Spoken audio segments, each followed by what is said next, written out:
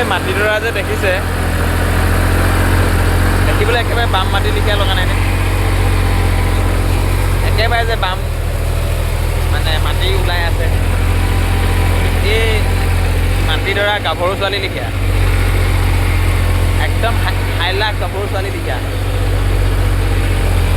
ওপৰে মানে চালে যেন বৰ ধুনীয়া, একেবাৰে টিপটপ, নো প্ৰব্লেম। কিন্তু যেতিয়া ইয়াত নামি দিব নাই, তেতিয়াহে তাৰ আচল ৰূপটো ওলায়।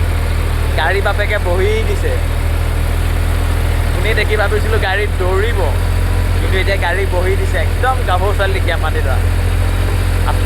আপোনালোকৰ সেইফালে এনেকুৱা মাটি আছেনে জনাব দেই।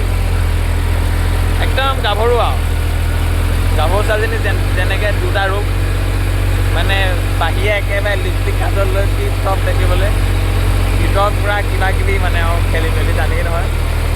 আৰু এতিয়া মাটিডৰত তেনেকুৱা একদম লিপষ্টিক কাজল লৈ ধুনীয়াকৈ আছিলে। ভাবিছিলোঁ বাম মাটি পূৰা একদম ধুনীয়াকৈ চলি যাব। একদম গাভৰু ছোৱালীজনী লিখীয়া, একদম নামি দিয়াৰ লগে লগে বহি দিছোঁ।